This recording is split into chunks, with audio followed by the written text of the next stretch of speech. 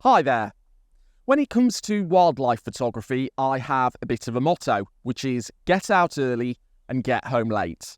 So let's explore that whilst I'm out taking photos of rabbits, and I'll explain how I practically make that work. So what do I mean by get out early, get home late? Well, it's about getting out before sunrise and getting home after sunset, and there are loads of good reasons to do that. So firstly, the range of light you can get throughout the day is absolutely awesome. So starting with blue hour just before sunrise and moving into golden hour, then into normal daylight. And even within normal daylight, you can get a real range of conditions as the sun changes its height throughout the day and clouds drift in and out. So you can get a real variety throughout the day. And then moving back into golden hour just before sunset, and on into blue hour again.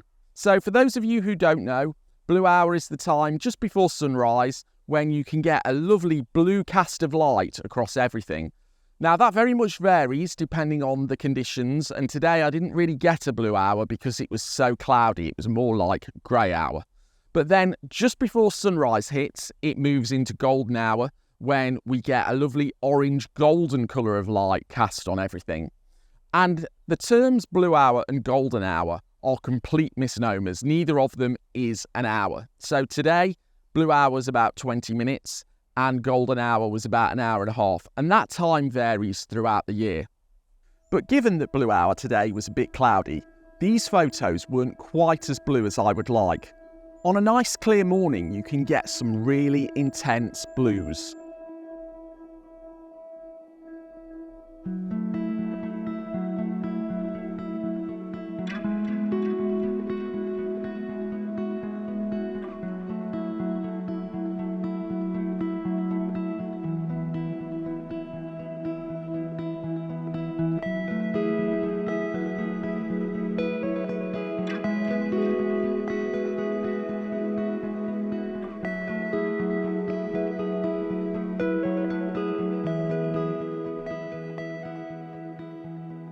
As golden hour arrived, the clouds started to clear. I set myself up in an area with some wild jacobea plants to photograph the rabbits amongst them, and the light got so good that I moved to the other side of the field from where you see me here to get some backlit shots.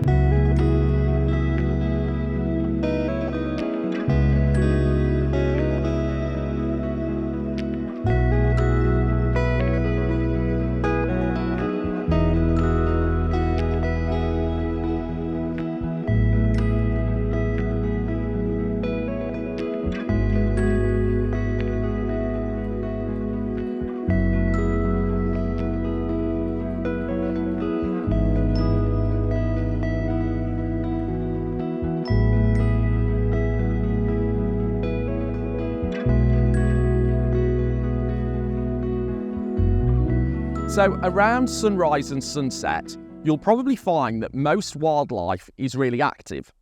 So it makes sense if you think about it. Everything wants to have its breakfast, it's out searching for food first thing in the morning. And then again, late in the evening, things are looking for their supper to have a last feed before they go to sleep. So it does make sense. But you can find sometimes that during the winter, sunsets are less productive than sunrises because there are many more hours of light for the wildlife to go and search for food and feed itself. And so if it's eaten enough during the course of the day, it doesn't need to eat at sunset. But then there are some species, like rabbits that I'm photographing today, that are what's known as crepuscular. So that means that they only really are out during the night and at sunrise and sunset. So sunrise and sunset being the main times, they tend to sleep during the day. And therefore sunrise and sunset can be really important. So here are the photos that I got as we moved into normal light this morning. So as daytime arrived, it became quite bright and the light was intense. So I chose to photograph the rabbits in an area under a canopy of trees. And whilst this softens the intense light, it also introduces a lot of contrast and shadows in unwanted places. So these photos weren't my best ones of the day.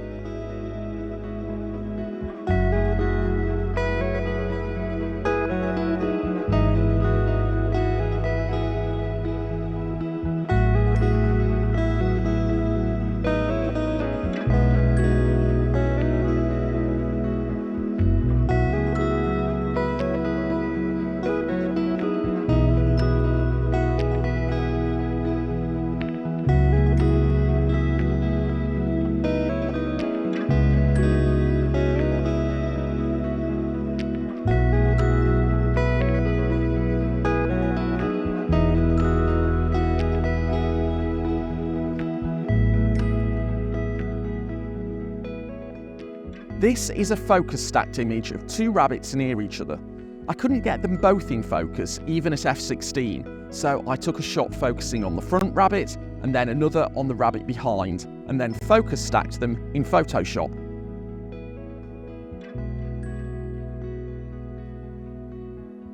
So you've got to find a way to make this work for you.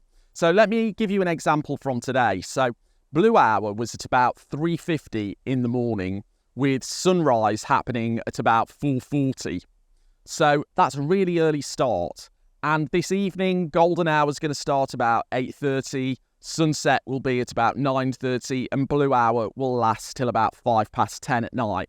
So there's no way that regularly I could be out from 3:50 in the morning till 10:05 at night and it not have an effect on my health.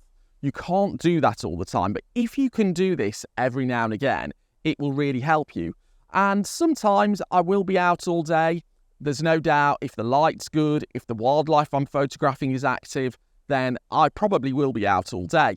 But as I say, you can't do that all the time. So today, because I'm photographing rabbits that I know aren't going to be active in the middle of the day, I'm going to take the opportunity to go home, have a bit of a sleep, have some food, and then come back out later.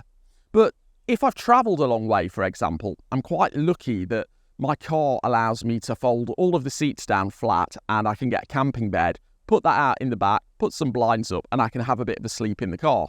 So you need to try different things, find what works for you, but the more often you can find yourself in a situation where you can get out early and get home late, the better. Now, I know it's really difficult for people with life commitments, your job, your work, your family life, etc., etc. But as I say, even if you can find the opportunity to do this every now and again, there are great benefits to it. So here are the photos that I'm going to get later when I come back out for the early evening session. So I went back out about 7 p.m. and there was a really nice soft light. I went to an area where the grass was covered with bird's foot trefoil flowers, which helped me create some lovely yellow foreground blur. So I had my teleconverter on and I put my efforts into photographing more distant rabbits to make the most of that foreground.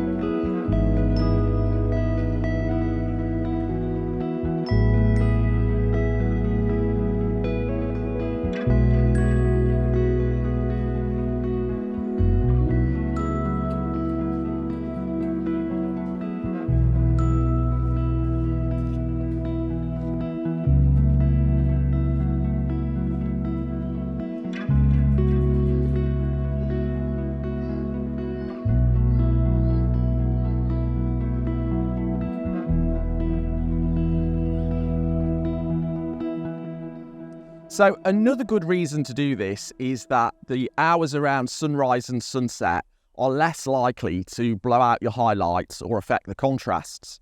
So in the middle of the day when the sun is up high, you get really harsh shadows and you also get a lot of contrast in the scene. It's really easy to blow out your highlights when the sun is that high in the sky and that bright. So it's much easier to control your exposure and control your contrasts around those hours towards sunrise and sunset. But I'm a person who believes there's really no such thing as bad light, just the wrong type of photography. So even if you do find yourself photographing things in the middle of the day, there are things you can do. You can find some shade and photograph things perhaps under the cover of some trees. Or you can even go black and white. It's much easier to control all of that stuff when you're shooting in black and white. So I think that is a topic all for itself that I might make another video about sometime. But it does give you a lot of benefit to being out early and late. In preparation for the golden hour arriving, I went to an area with no flowers, just grass. Earlier, my photos had a lot of flowers in them, and now I wanted to create some clean shots that were just about the rabbits. The evening golden hour light was much less intense than the morning golden hour had been.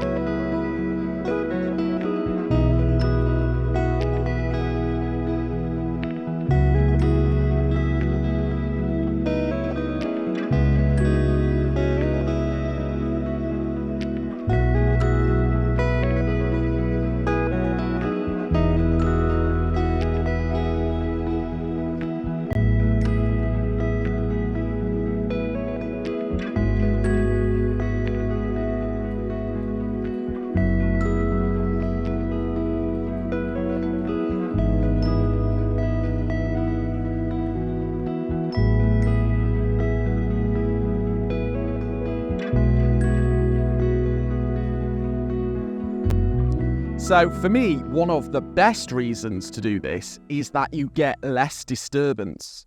So from when I got out this morning at say 3:45 through till maybe nearly 8 o'clock, I didn't see another person at all. And nature spots can get really busy. People like to go out bird watching, walking their dogs, things like that. And all those other people, and dogs in particular, can really disturb the wildlife. And with something like rabbits, they might disappear for 20 minutes and then not come back till they've got the confidence that the dog has disappeared. So you get far less disturbance in the middle of the day. And to give you an example, it's the middle of the day now when I'm recording this video, just about to go home for some food. And in the few minutes that I've been recording this, I've already had 5 dog walkers walk past me. Now, had that happened early in the morning, that would have completely ruined my day.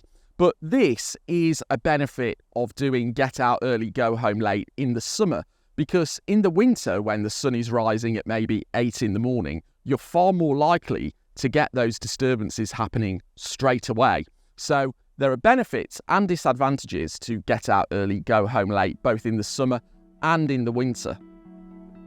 So because blue hour is so short, I stuck with the same area that I'd used for the golden hour shots, and it gets really dark really quickly. So here I used much slower shutter speeds and kept my camera very steady, as well as some quite high ISOs. You can also go for a much wider aperture if you're so inclined.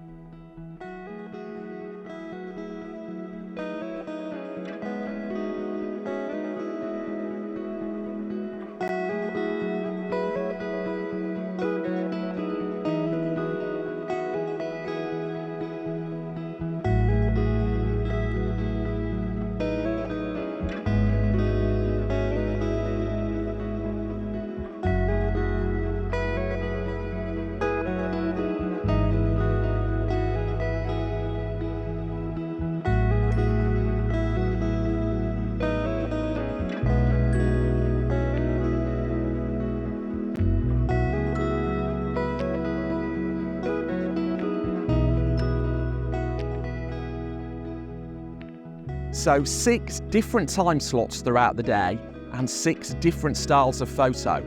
This is the benefit of going out early and getting home late.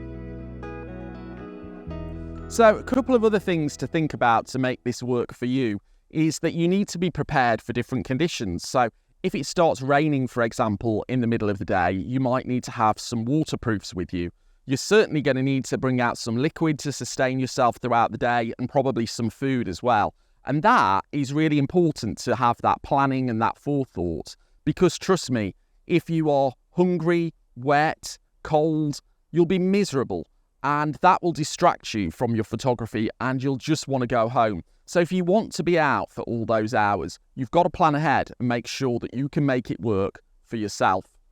But I hope that's been useful, and if you've enjoyed this video, you might like to take another walk on the wild side with this one.